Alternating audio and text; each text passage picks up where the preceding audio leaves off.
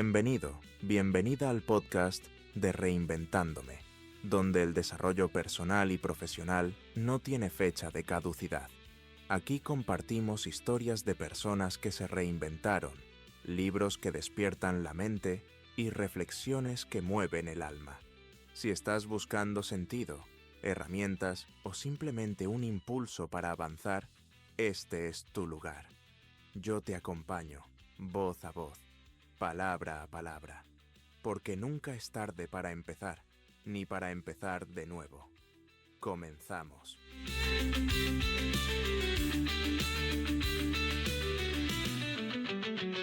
¿Habéis sentido alguna vez que vuestros pensamientos tienen un poder que no se puede explicar del todo? Hoy nos vamos a meter de lleno en una idea fascinante y, la verdad, un poco inquietante. La posibilidad de que nuestro mundo interior, lo que pensamos, lo que decimos, pueda de verdad dar forma a la realidad que vivimos.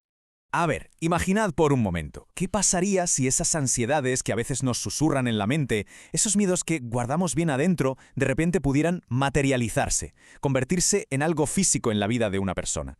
Es que da un poco de yuyu, ¿verdad?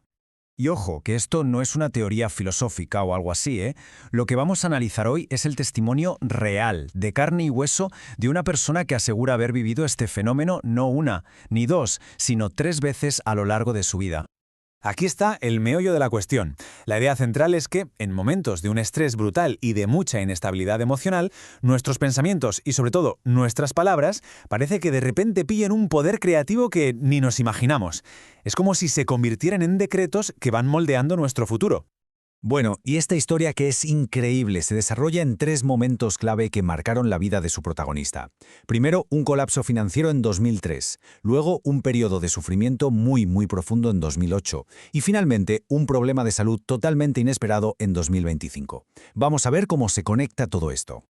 Venga, pues empecemos por el principio. Por esos momentos cruciales en los que una simple frase, una declaración soltada en un momento de desesperación, pareció que sentenciaba un destino. Vale, nos vamos a 2003. La escena es una pequeña empresa familiar que se está yendo a pique.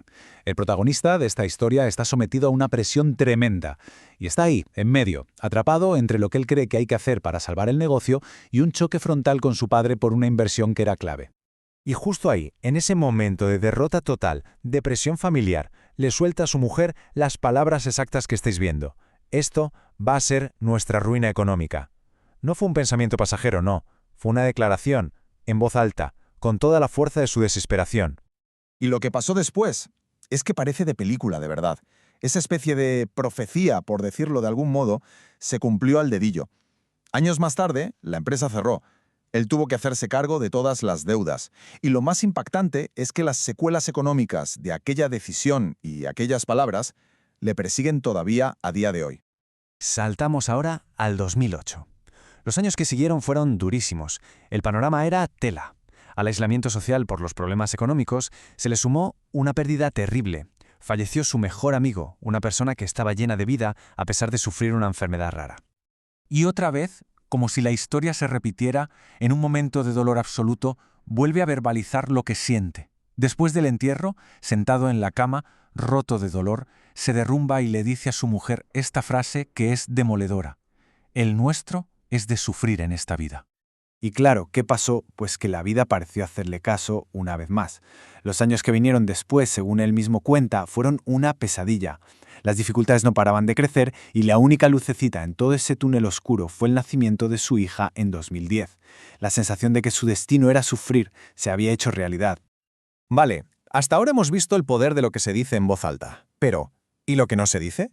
Vamos a la tercera experiencia, donde la batalla no fue verbal, sino que se libró en silencio, por dentro, y tuvo consecuencias físicas muy reales.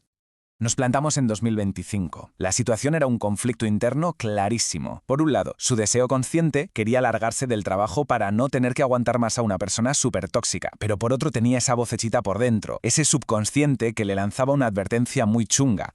Valora lo que tienes o te va a pasar algo y no vas a ir a trabajar. Y lo más fuerte de todo esto es cómo ignoró todas las señales. Su mujer se lo decía, que no estaba bien, que se lo estaba guardando todo. El insomnio era una tortura cada noche. Pero él, nada, que no pasaba nada, que lo tenía todo bajo control. Y entonces, justo un día, un único día, antes de tener que verse las caras en el trabajo con esa persona, su cuerpo dijo: hasta aquí hemos llegado. El resultado, una trombosis en la pierna. Así, de repente, un problema médico serio. Para él, la conexión fue, inmediata y escalofriante. Su subconsciente se lo había dicho clarísimo. Te va a pasar algo y no vas a ir a trabajar. Y toma, dicho y hecho. Fue como si su cuerpo hubiera encontrado la única salida para no enfrentarse a algo que su mente veía como insuperable. Y claro, después de todo esto, de estas 3 experiencias tan brutales, llegamos a la reflexión final, a la gran lección que él sacó de una vida que le puso a prueba y que le cambió por completo su forma de ver las cosas. Se dio cuenta de que, para intentar protegerse, se había construido una especie de coraza invisible, una barrera para no sentir, para evitar el sufrimiento. Pero el problema, claro, es que esa coraza no es que eliminara el dolor, es que lo dejaba atrapado dentro, pudriéndose, y al final salía de la peor manera.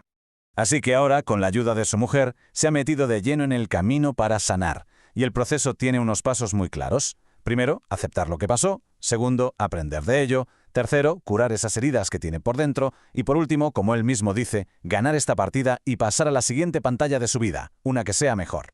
Así que, al final, la clave de toda esta historia, el consejo que nos deja después de todo lo que ha vivido, es un llamamiento a ser conscientes. Hay que cuidar mucho los propios pensamientos y las palabras. Es una advertencia directa sobre el poder inmenso que tenemos en nuestro diálogo, tanto interno como externo.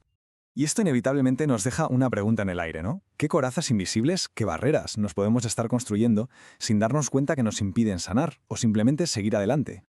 Oye, si este análisis os ha parecido interesante, un me gusta siempre se agradece y si os suscribís al canal, pues podremos seguir explorando temas como este.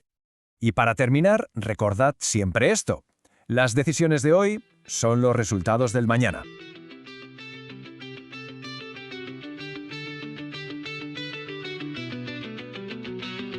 Gracias por acompañarme en este episodio. Si algo que has escuchado hoy te ha resonado, te ha tocado o te ha hecho pensar, entonces ya ha valido la pena. Puedes leer más artículos en mi blog toniaroca.com, donde cada artículo está pensado para ayudarte a crecer, hacerte reflexionar, inspirarte y acompañarte en tu camino. Y si conoces a alguien que está en ese momento de dar un giro en su vida, comparte este podcast, porque nunca es tarde para empezar, ni para empezar de nuevo. Te espero en el próximo episodio.